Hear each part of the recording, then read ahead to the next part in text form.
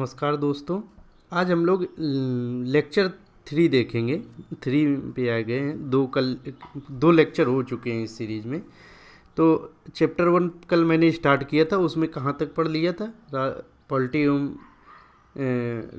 राज व्यवस्था एवं राजनीति विज्ञान के बीच देख लिया था अंतर, इन शब्दों का मतलब, गवर्नेंस देख लिया था, है ना। राज्य क्या होता है, राज्य के तत्व क्या होते हैं, उस राज्य के जो डेफिनीसन है ना, उसके अनुसार क्या संविधान का में हमारे संविधान, भारत के संविधान का निर्माण हुआ है या नहीं, ये हमने देख लिया था कल तक, यहाँ तक देखा था। ठीक है। अब इसी चैप्टर 1 में ही जो बेसिक का चैप्टर है, उसमें अब हम आगे लेते हैं, संविधान के बारे में जानते हैं कि संविधान क्या होता है ना। तो संविधान किसी भी देश की प्रमुख विधि है, मतलब मूल विधि है, सबसे प्रमुख विधि यही है, महत्वपूर्ण है। इससे महत्वपूर्ण कुछ नहीं है। इससे हमारा देश आज़ाद हुआ 1947 में, और संविधान पूरी तरीके से 26 जनवरी 1950 को लागू हुआ। तो हमारे देश में 1947 से पहले भी शासन चल रहा था, अंग्रेजी शासन था, अंग्रेज लोग शासन कर रहे थे हमारे ऊपर। तो उस समय भी कानून बने थे ढेर सारे। तो वो कानून जो 1947 के पहले थे इस देश में, वो वही कानून लागू रहेंगे जो संविधान के मुताबिक होंगे। जो संविधान 26 जनवरी 1950 में बना, उस संविधान के मुताबिक जो कानून थे वही लागू रहे, अन्यथा अन्य कानून सब निरस्त हो गए। और 26 जनवरी 1950 के बाद जो भी कानून बनेगा, संसद बनाए केंद्र में, या राज्य में राज्य विधानमंडल बनाए, है ना, मंडल बनाए, तो ये सब कानून तभी तक लागू रहेंगे, ये वाले 26 जनवरी 1950 के वही लागू होंगे कानून जो संविधान के मुताबिक होंगे, संविधान का विरोध ना करते हो। अगर संविधान के जहाँ पे विरोध करेंगे, उसे न्यायपालिका, सुप्रीम कोर्ट या हाई कोर्ट निरस्त कर देगा। ये कहने का मतलब है कि संविधान सबसे महत्वपूर्ण विधि है, मौलिक विधि है। संविधान एक बाउंड्री खींच देता है ऐसे, इस बाउंड्री के अंतर्गत रह के ही सब कानून बनाओ, चाहे संसद हो चाहे राज्य विधानमंडल हो। संसद मतलब पार्लियामेंट। इस बाउंड्री के बाहर गए आपका कानून रद्द हो जाएगा, सुप्रीम कोर्ट उसे नलिफाइड कर देगा। ठीक है। तो संविधान क्या एक मौलिक विधि है, मूल विधि है। तो अब देखते, भारतीय राज्य व्यवस्था के तहत हम प्रमुख तौर पर भारत का संविधान पढ़ेंगे। क्यों? देखो, हमारा सिलेबस हमने क्या हेडिंग डाल रखी, भारतीय राज्य व्यवस्था, इंडियन पॉलिटी, जो थंबनेल में है। लेकिन भारतीय राज्य व्यवस्था में हम संविधान ही क्यों पढ़ते हैं ज़्यादा? क्योंकि देखो, भारतीय राज्य व्यवस्था क्या है, मतलब कि सरकार के कामकाज की व्यवस्था, मतलब सरकार कैसे काम करती, कैसे गठित होती, ये सब कुछ भारतीय राज्य व्यवस्था में पढ़ते। वो सब संविधान बताएगा कि कैसे सरकार बनेगी, उसके क्या काम होंगे, है ना। तो जो सबसे प्रमुख विधि है, जो सबसे प्रमुख कानून है, संविधान क्या एक कानून प्रकार का है, कानून है, जो सबसे प्रमुख कानून है, उसी को पढ़ लेंगे जब, तो फिर हमें सब आगे की बात समझ में आ जाएगी कि कैसे हमारे यहाँ सरकार गठित होगी, क्या होगा क्या नहीं होगा, है ना। तो यही कह रहे हैं कि भारत में राज्य व्यवस्था का आधार संविधान है ना। कैसे यहाँ पे शासन चलेगा वो संविधान बताएगा। जैसे कि संविधान में बता दिया गया है कि सरकार किस प्रकार बनेगी, सरकार के अंग कौन कौन से होंगे, सरकार के कार्य क्या होंगे, ये सब कल बातें हमने बताई थी। संविधान की एक डेफिनीशन देख लेते हैं, सरल सी है। संविधान उन प्रावधानों का संग्रह है ना, प्रोविजंस, उन प्रावधानों का, प्रावधान या नियम कुछ भी कह सकते हो, संग्रह है जिसके आधार पर किसी देश का शासन चलाया जाता है। संविधान में बता दिया गया कि भारत का भैया शासन कैसे चलेगा। कह रहे अर्थात सार्वजनिक जीवन का संचालन किया जाता है। शासन कैसे चलाया जाता है या सार्वजनिक जीवन का संचालन किया जाता है, वो संविधान ही तय करेगा।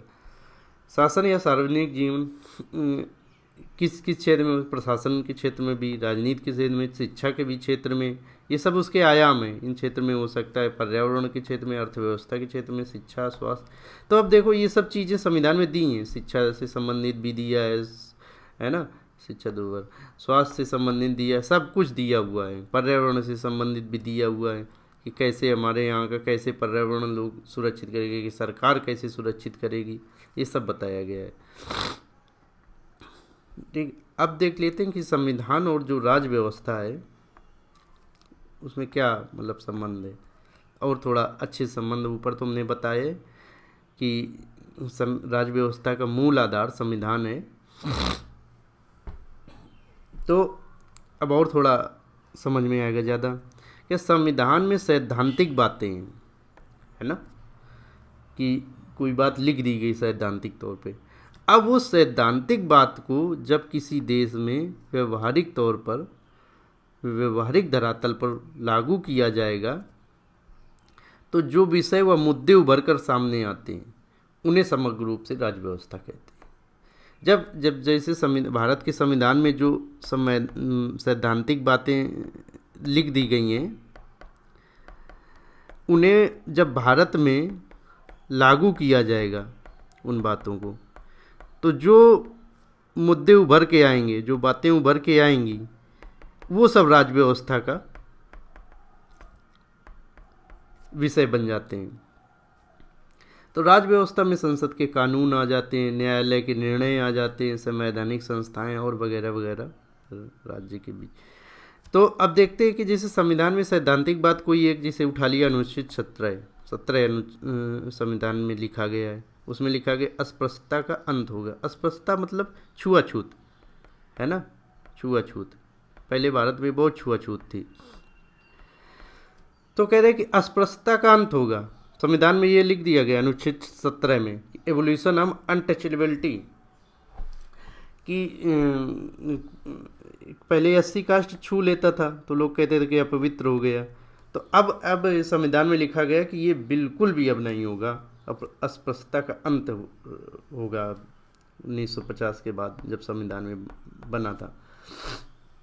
व्यवहार में क्या हुआ, फिर व्यवहार में संसद ने अस्पृश्यता का अर्थ कानून पारित किया, और कानून पारित करके बताया कि अब इसमें तो संविधान में तो इतनी ही बात लिख दी गई कि अस्पृश्यता का अंत होगा, 1-2 लाइन और है, लेकिन व्यवहार में क्या हुआ, व्यवहार में अस्पृश्यता का अर्थ क्या होगा, कि उसके लिए दंड क्या होगा, है ना, आदि बातें संसद ने कानून बनाया है।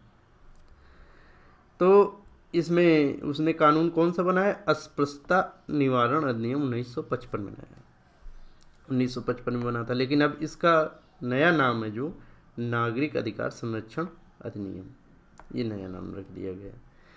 तो इस कानून में संसद ने बताया कि कौन से कार्य अस्पृश्यता के अंतर्गत आएंगे, छुआछूत के अंतर्गत आएंगे, है ना, और उनके लिए दंड क्या होगा, ये सब बताया गया है कि अगर आपने ऐसा किया तो आपको ये दंड मिलेगा। अगर आपने छुआछूत का कुछ भी, किसी ने छू लिया और अगर आपने उसमें विरोध किया या ये उसे प्रताड़ित किया, तो आपको फिर दंड दिया जाएगा। तो यही है कि अगर जाति या धर्म के आधार पर आप छुआछूत ये सब करते हैं, तो फिर आपको इसमें बताया गया है कि क्या दंड है, और भी आधार हैं छुआछूत के। तो ये संविधान में अस्पृश्यता का अंत लिखा गया, तो फिर संसद ने उस पर कानून बनाया।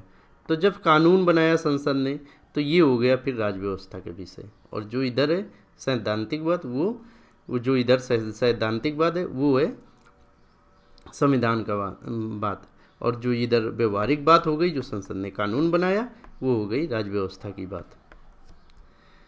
अब आगे बढ़ते हैं। देखो अनुच्छेद 19 में लिखा है वाक एवं अभिव्यक्ति की स्वतंत्रता, freedom of speech and expression. वाक मतलब बोलना और अभिव्यक्त मतलब एक्सप्रेस करना कोई भी बात को, ये दोनों की स्वतंत्रता होगी, अनुच्छेद 19 कह रहा है, ठीक है, इन दोनों की स्वतंत्रता होगी, ये अनुच्छेद 19 में बताया गया। लेकिन अब अनुच्छेद 19 की व्यवहार में, मान लो व्यवहार में अनुच्छेद 19 की विस्तृत व्याख्या करते हुए सुप्रीम कोर्ट ने इसमें अन्य अधिकारों को भी समाहित किया है, जैसे इंटरनेट, प्रेस की स्वतंत्रता का अधिकार, चुप रहने का अधिकार, सूचना पाने का अधिकार, इन सब को सुप्रीम कोर्ट ने अनुच्छेद 19 के तहत मौलिक अधिकार घोषित किया है ना। इसका अनुच्छेद 19 की सुप्रीम कोर्ट ने व्याख्या की। तो जब ये व्यवहार में रियल में व्याख्या हुई, जब संसद आर्टिकल 19 की, अनुच्छेद 19 की, तो ये राज्य व्यवस्था का प्रश्न मुद्दा बन गया।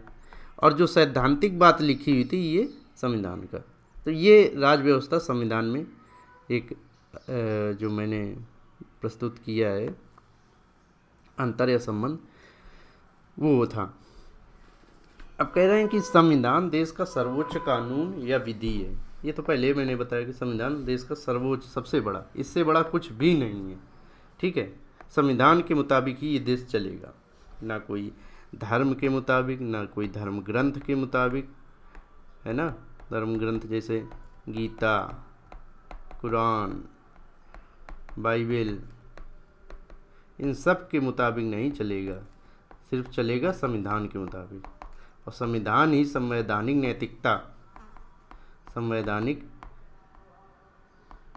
नैतिकता की घोषणा करता है। अब जैसे कल केजरीवाल जी का केस आया, केजरीवाल जी का, उसमें दिल्ली हाईकोर्ट ने कहा कि हम संवैधानिक नैतिकता से बंधे हुए हैं, संवैधानिक नैतिकता से बंधे, ना कि राजनीतिक नैतिकता से बंधे हैं। संवैधानिक नैतिकता है ना कि राजनीतिक। हम संविधान में जो नैतिकता बताएगी उसी अनुसार निर्णय देंगे, है ना। दिल्ली हाईकोर्ट ने बताया कि उन्हें, केजरीवाल जी को ईडी के द्वारा जो गिरफ्तार किया गया उसे सही ठहराया और जेल भेजने का कंटिन्यू रखा, उन्हें जमानत नहीं दी। तो उन्होंने कहा संवैधानिक नैतिकता से बने। नैतिकता मतलब कि गलत और सही, गलत एवं सही के बीच निर्णय लेना, है ना। तो संविधान में जो बातें कही गई हैं कि क्या सही होगा क्या गलत होगा, उसी अनुसार ये देश चलेगा, वही है संवैधानिक नैतिकता। उसी अनुसार कल दिल्ली हाईकोर्ट ने निर्णय भी दिया केजरीवाल जी के मामले में। ये केजरीवाल जी दिल्ली के सीएम हैं। तो यही है कि इस संविधान किसी देश का सर्वोच्च कानून है। संविधान किसी भी देश की प्राथमिक या मौलिक विधि है, ये हम बता ही चुके हैं। अर्थात जब देश का उदय हुआ था तभी से ये लागू है। मौलिक विधि का मतलब या प्राथमिक विधि का मतलब कि जब हम भारत का निर्माण हुआ उसके कुछ दिन बाद तक संविधान सभा ने संविधान बनाया, तो फिर तुरंत लागू हो गया। तो जब देश का कह रहे उदय हुआ तभी से संविधान लागू है। यह सरकार के लिए डूज एंड डोंट्स बताता है, यही तो संविधान डूज एंड डोंट्स संवैधानिक नैतिकता से ही जुड़ा हुआ है ना, कि सरकार को क्या करना है क्या नहीं करना है। डूज मतलब क्या करना है, डोंट्स मतलब क्या नहीं करना है, ये सब संविधान बताता है ना। अब ये तो हो गई इतनी बात संविधान की। अब संविधान का हम वर्गीकरण आगे हेडिंग में देखेंगे कि संविधान का वर्गीकरण क्या है। Classification of the constitution. तो संविधान का वर्गीकरण, एक तो वर्गीकरण करेंगे लिखित संविधान, अलिखित संविधान, और एक संशोधन की प्रक्रिया के अनुसार, अगर संशोधन करना आसान हो तो लचीला संविधान, संशोधन करना कठिन हो तो कठोर संविधान। तो इसे में देखते हैं। लिखित संविधान जो है, जब संविधान एक दस्तावेज के रूप में उपलब्ध हो तब उसे लिखित संविधान कहते हैं।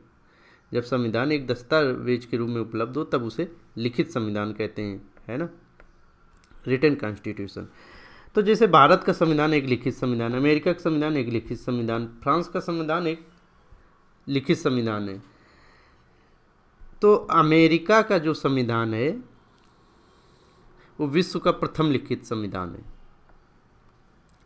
ये 1789 में लिखा, मतलब लागू हुआ था, है ना। और ये अमेरिका का संविधान विश्व का सबसे छोटा लिखित संविधान है, और जबकि भारत का संविधान विश्व का सबसे बड़ा लिखित संविधान है। ये बात हुई। देखो ये पूछा गया था कि अमेरिका का संविधान विश्व का प्रथम लिखित संविधान है, ये MPPCS 2015 में पूछा गया था ये बात, तो इसलिए मैंने ये लिख दिया है। तो अमेरिका का संविधान विश्व का सबसे पहला लिखित संविधान है और सबसे छोटा भी है, और जबकि भारत का सबसे बड़ा संविधान है लिखित संविधान के रूप में। तो लिखित संविधान का मतलब है कि वो दस्तावेज के रूप में उपलब्ध हो, किताब के रूप में एक उपलब्ध हो, ऐसा लिखित संविधान रहता है कि ये है संविधान, ये किताब। जैसे संविधान को डाउनलोड करोगे या आप मार्केट में ख़रीदने जाओगे कि बुक स्टोर पे, तो वहाँ एक संविधान की ऐसे किताब मिलेगी, तो वो दस्तावेज के रूप में, मतलब कि किताब के रूप में आपको उपलब्ध है। लेकिन जो अलिखित संविधान होते हैं वो दस्तावेज के रूप में नहीं उपलब्ध होते हैं। कोई किताब के रूप में ऐसा नहीं होता कि ये देखो संविधान लिखी हुई ये किताब। जैसे भारत का अगर संविधान लेने जाओगे तो उसमें लिखा रहेगा कि भारत का संविधान, भारत का संविधान। लेकिन अगर ब्रिटेन का लेने जाओ तो ऐसा कुछ मिलेगा नहीं कि ब्रिटेन का संविधान लिखा हुआ कोई किताब मिल जाए। तो अलिखित संविधान, जब संविधान लिखित दस्तावेज के रूप में ना उपलब्ध हो, बल्कि रूढ़ियों, परंपराओं, न्यायिक निर्णयों, कानूनों इत्यादि के द्वारा स्वयं विकसित हुआ हो। रूढ़ियों मतलब कि परंपराओं, इन सब में चला आ रहा है, कोई देश में न्यायिक निर्णय दिए जा रहे हैं, कानून बनते जा रहे हैं, उन सब के द्वारा जब संविधान स्वयं निर्मित हुआ हो अनौपचारिक रूप से, तो उसे अलिखित संविधान कहते हैं, अनरिटन कॉन्स्टिट्यूशन कहते हैं। जैसे ब्रिटेन का संविधान, ब्रिटेन का संविधान एक अलिखित संविधान है। ये भी कई बार विभिन्न परीक्षाओं में पूछा गया कि ब्रिटेन का संविधान एक अलिखित संविधान है, अनरिटन कॉन्स्टिट्यूशन है। देखो जैसे भारत में क्या है कि संविधान सभा ने, भारत के संविधान को संविधान सभा ने 9 दिसंबर 1946 को संविधान सभा की प्रथम बैठक हुई और 26 नवंबर 1949 तक उसने संविधान को लिखा, रचा बैठ के, तब संविधान का निर्माण हुआ।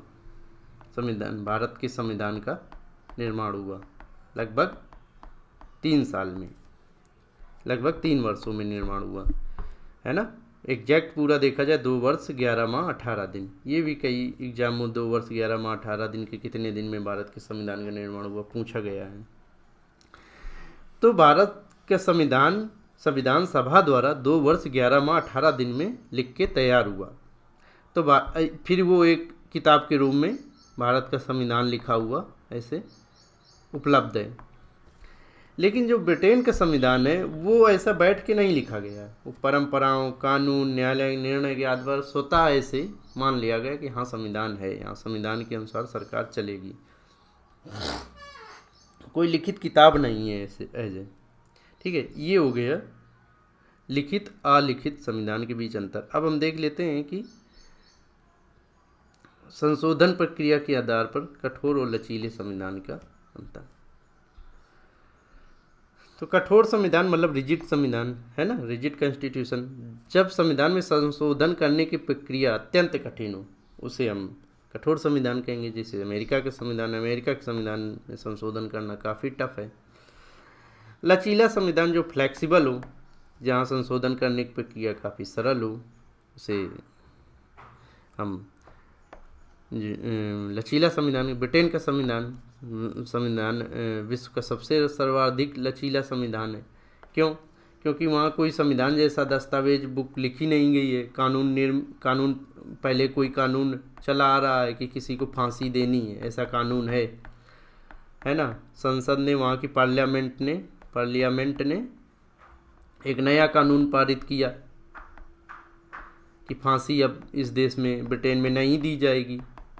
तो क्या हुआ कि वहाँ पे बदल गया नियम, कानून बदल गया, और वहाँ पे कानून ही सब मिलके संविधान का निर्माण करते हैं। तो क्या हुआ कि वहाँ पे संविधान बदल गया। तो इसलिए कहा गया कि बड़ा लचीला है वहाँ, ठीक है। अब हम ये संविधान का वर्गीकरण देखने के बाद अब हम देखेंगे कि संस्थाएं, प्रावधान से संबंधित संस्थाओं एवं प्रावधान संस्थाएं इंस्टीट्यूशंस है ना, या प्रोविजंस प्रावधान, महत्वपूर्ण शब्दावलियाँ, ये काफ़ी समझना ठीक रहे, मतलब इम्पॉर्टेंट है। ये समझेंगे तब आगे की बात समझ में आएगी। देखो संस्थाएं प्रावधान ये 3 प्रकार से मुख्यतः बांटा जाता है, फर्स्ट, सेकेंड और थर्ड, है ना। 3 प्रकार से बांटा जाता है प्रमुख रूप से, और भी आधार हो सकते बांटने के, लेकिन हम यहाँ पे इन तीनों पढ़ेंगे क्योंकि ये शब्द आगे बार बार आएंगे। तो कह रहे सबसे पहला संवैधानिक संस्थाएं या प्रावधान, कुछ भी बोल सकते हैं, है ना, या असंवैधानिक संस्थाएं या अपना प्रावधान, असंवैधानिक प्रावधान, संविधानेतर या गैर संवैधानिक प्रावधान या संस्थाएं होंगी, कुछ भी हो सकता है ना। तो संवैधानिक मतलब कॉन्स्टिट्यूशनल बॉडीज़, जो संस्थाएं हैं या प्रावधान है, इनका संविधान में उल्लेख है, उन्हें संवैधानिक संस्थाएं कहते हैं। जिनका संविधान में उल्लेख है उन्हें संवैधानिक संस्थाएं कहते हैं। जैसे जीएसटी परिषद, संविधान में उल्लेख है इसका, है ना। वित्त आयोग, उसका भी संविधान में उल्लेख है, भारत के संविधान में। निर्वाचन आयोग, इसका भी भारत के संविधान में उल्लेख है। अब देख लेते असंवैधानिक प्रावधान या संस्थाएं क्या हैं, अनकॉन्स्टिट्यूशनल। ये संविधान विरोधी हैं, इनका संविधान में उल्लेख भी नहीं है और ये संविधान विरोधी है। जैसे नक्सलवादी संगठन, ये संविधान के मुताबिक नहीं है, संविधान के विरोधी हैं। खालिस्तानी है ना, पंजाब में खालिस्तान का नारा चलता है कि हमें अलग देश घोषित करो। वहाँ कई ये ज़्यादा कनाडा में ज़्यादा सक्रिय रहते हैं, वहाँ से यहाँ पे खालिस्तानी आंदोलन चलाते हैं। खालिस्तानी आंदोलन इंदिरा गांधी के समय ज़्यादा पीक पे था, जब भिंडरा वाले को इंदिरा जी ने अमृतसर के स्वर्ण मंदिर में सेना भेज के मारा था,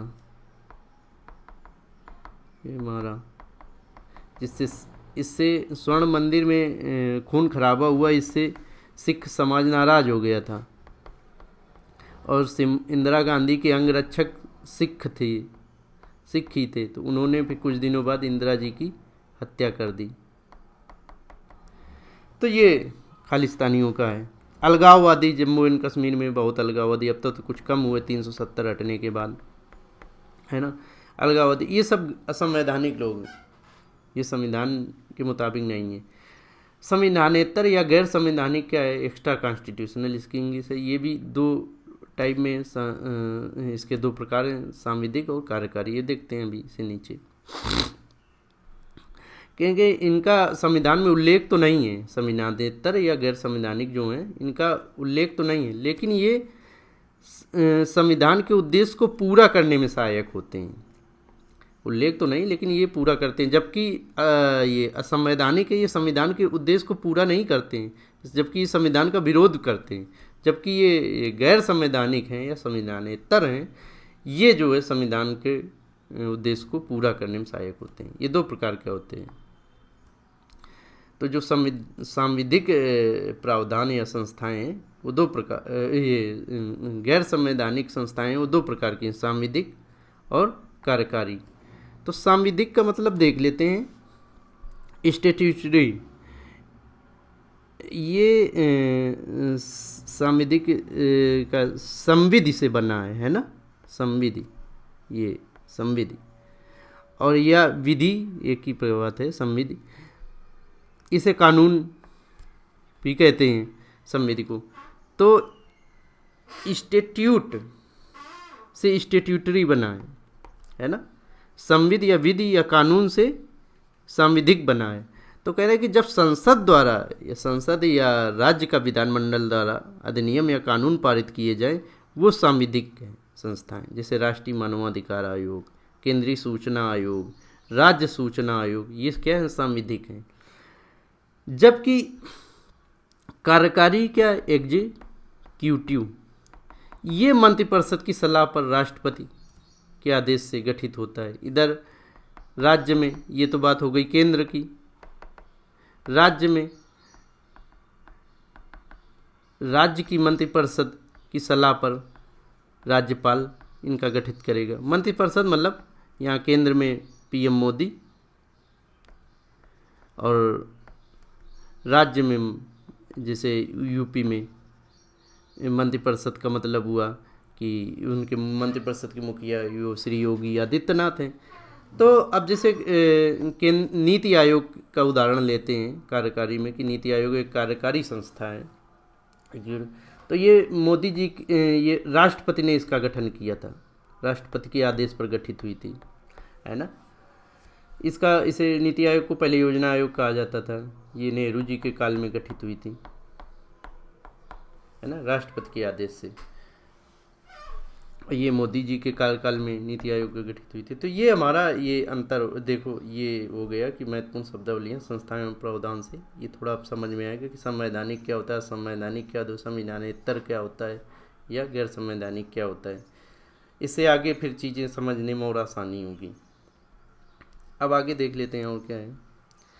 संविधान का निर्वचन या व्याख्या, मतलब संविधान को हम कैसे पढ़ेंगे, कितने भाग होते हैं, कितनी अनुसूचियाँ हैं, है ना, सूचियाँ, ये सब चीज़ें इस हेडिंग के तहत हम पढ़ेंगे। वो हम पढ़ेंगे अब कल।